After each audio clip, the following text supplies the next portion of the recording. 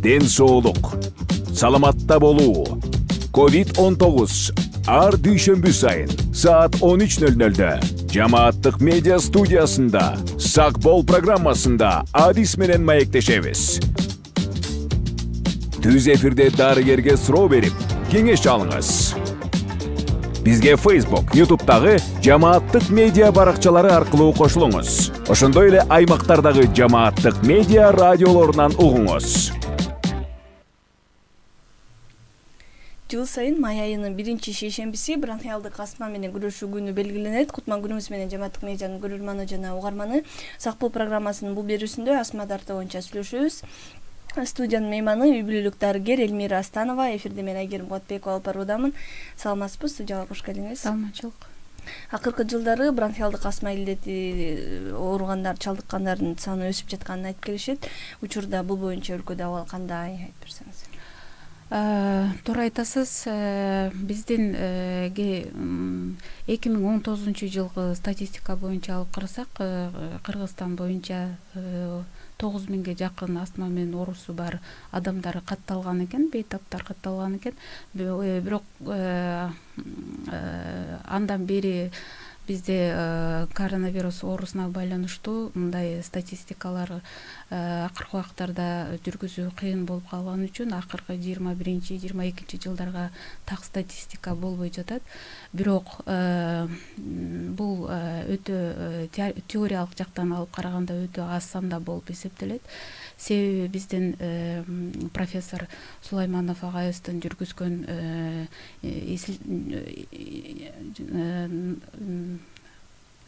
научный иштерине караганда балдардын арасында 4-5% астма оорусунун белгилери табылып жатат. Эгерде биз ошол оорулардын ооруган балдардын, чоңдордун баарын өз убагында дартын аныктап, керектүү дарыларды дарыласак, бул оорунун саны өсөт. Ошо маектин башында дагы бул эмне болгон, кандай оору экенин айтып берсеңиз. Бронх астмасы же болбосо колко астмасы, колко мунтмасы деп айтылат бизде. Бул оору көбүнчө ар кандай полютанттар, антигендер деп коет, ошолордун таасиринде болот, келип чыгышы мүмкүн. Көбүнчө аллергиясы бар адамдарда кезигишет. Бизде азыркы убакта заманга жараша аябай абабыз булганып жаткан үчүн тамак ашыбызга ар кандай кошумчаларды кошуп тамактанып аткан үчүн биз керек болсо тамак жеп аткан тамагыбыз башка мамлекеттерден көп келип атат. Алардын составында эмне кандай кошумчалар бар экенин аны дагы жакшы билбейбиз. Андан сырткары ошо тамеки чегүү, ошондой аллергендердин таасиринде келип чыгат бул оору. Андан сырткары бир эле ошол бир оорунун бир түрү. Андан башка дагы башка себептери болушу мүмкүн. Бул физикалык нагрузка да болушу мүмкүн. Кээ бири дары дармектерге аллергиясы бар адамдарда болушу мүмкүн. Ушундай түрлөрү бар. Ошолордун кесепетинен келип чыгат. Оорунун белгилери кандай белгилер менен коштолот? Оору бул курч жөтөл болушу мүмкүн. Көбүнчө бул жөтөл түнкү убакта же болбосо таң атар убакта кездешет. Андан башка кыркырамалар болот. Бул кээ бир аябай курч убагында кыркырамалар алыстан угулуп турат. Ошол убакта колко кысылып, адамга дем жетишпей, дем ала албай, энтигип ошол абалга келет. Демигүү пайда болот. Демигүү пайда болот. Сиз жогоруда ошо жаш балдар арасында кезигип атат деп айттыңыз. Анан астма көбүнчө улуу муундар арасында мүнөздүү оору катары белгиленеби? Астма бул бизде менин оюм боюнча ошол жаш балдардын менин оюм боюнча андан башка дүйнө боюнча статистикаларга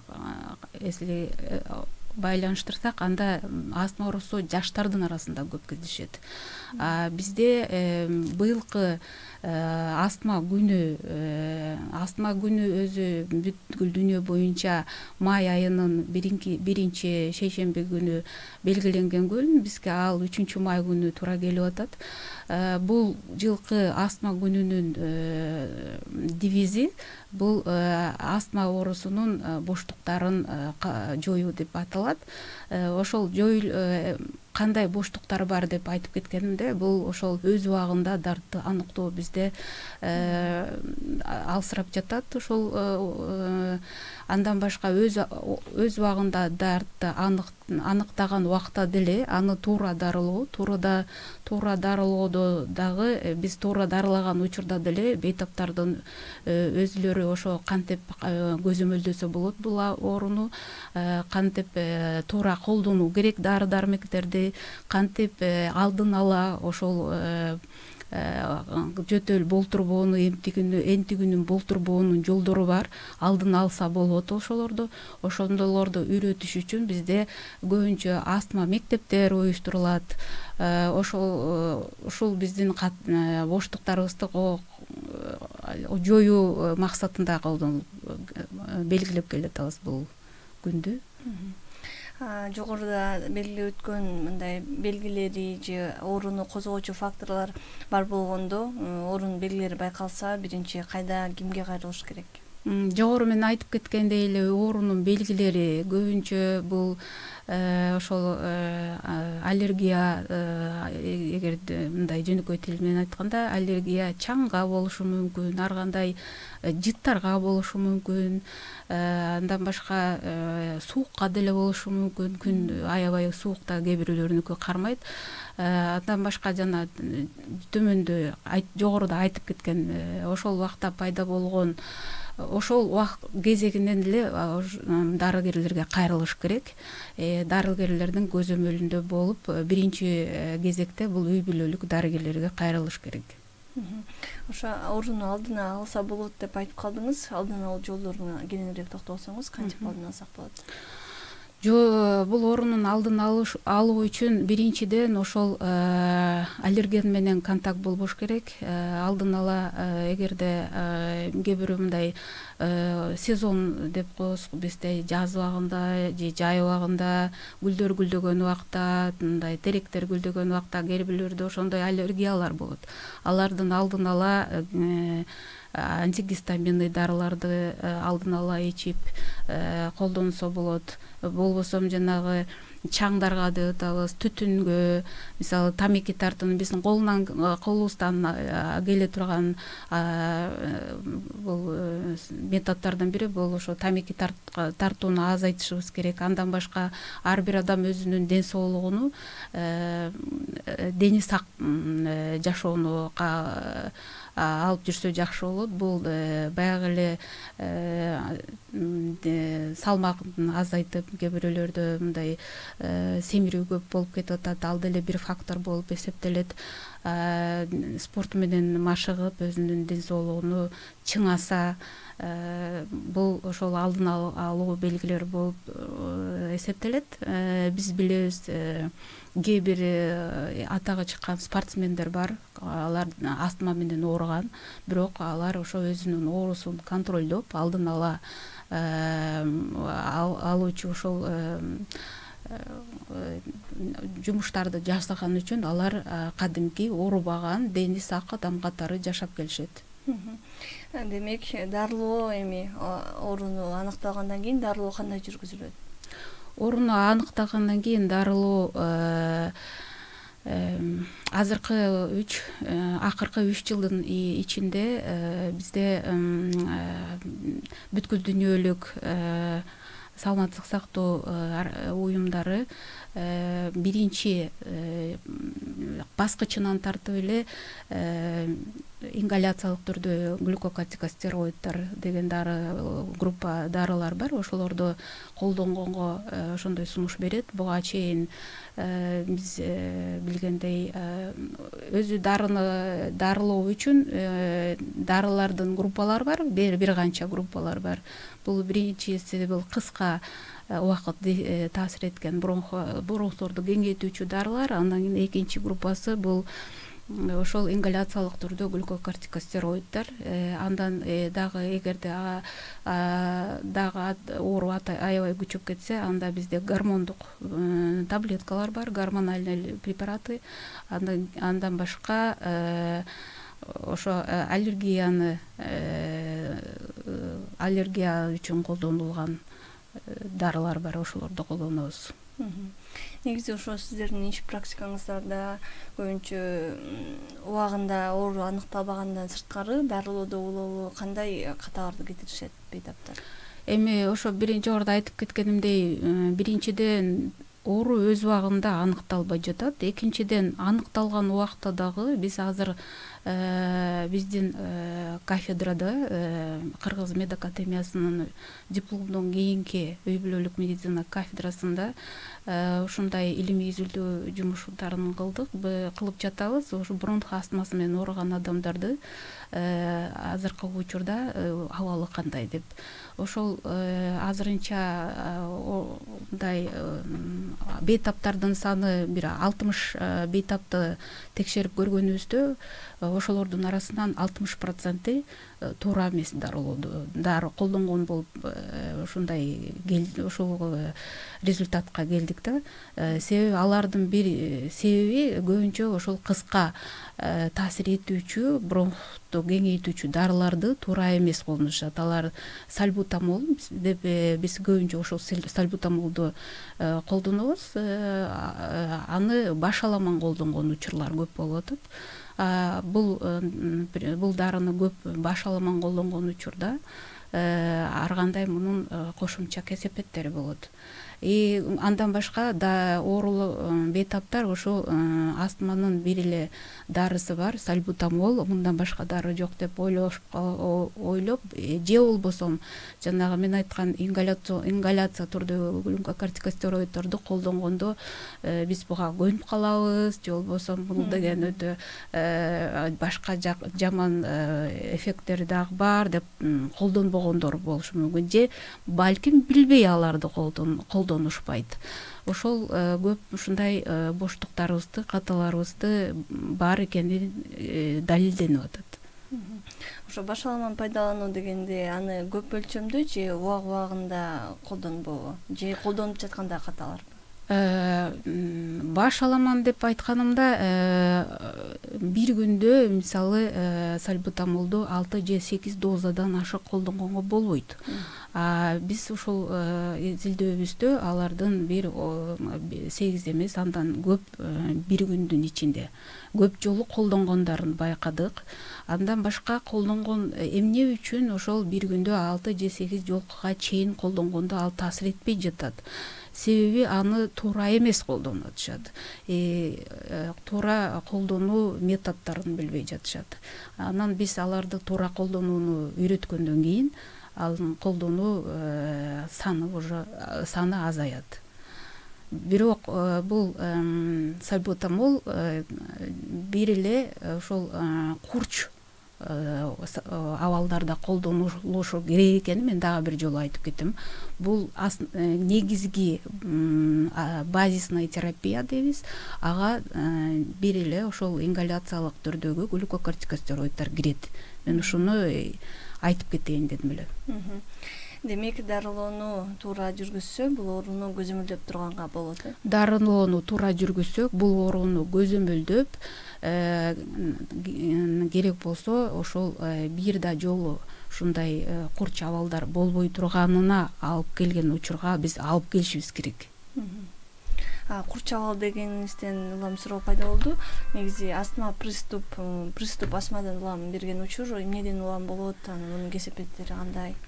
Ошол приступ астма деген ошол курч абалы, бул баягы эле айтып кеткен мени аллергендер же ошолго алып келген факторлорго менен кезиккен организм кезиккен абакта пайда болот.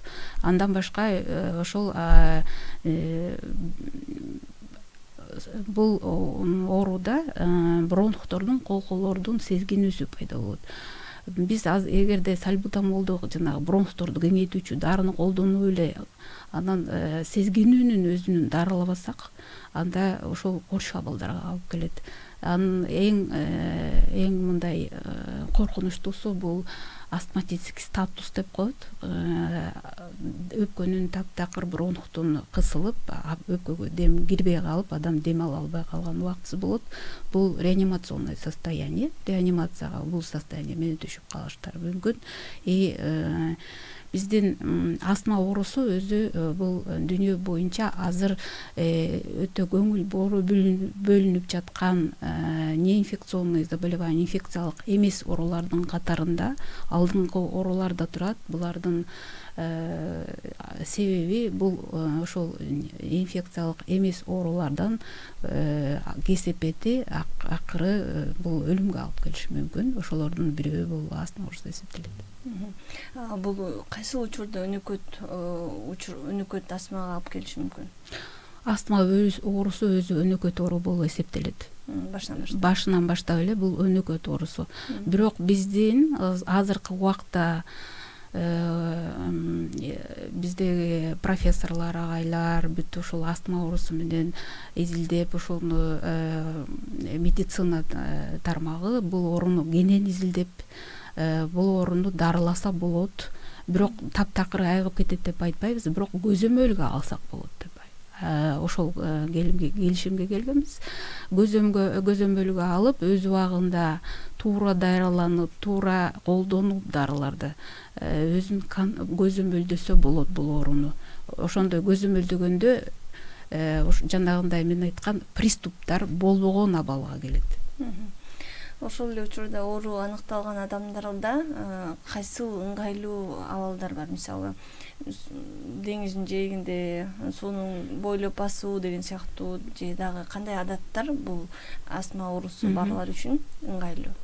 Мен айтып кеткен медициналык препараттардан сырткары ошол бизде биз жакшы сиз айтып кеткендей деңиздин жээгинде мындай нымдуулук жогору болгон шарттарда жакшы ыңгайлуу абалды түзөт бул оорулар үчүн. Андан башка дагы жогорку бийик тоолуу жерлердин климат менен дарылоо дагы өтө жакшы шартты түзөт.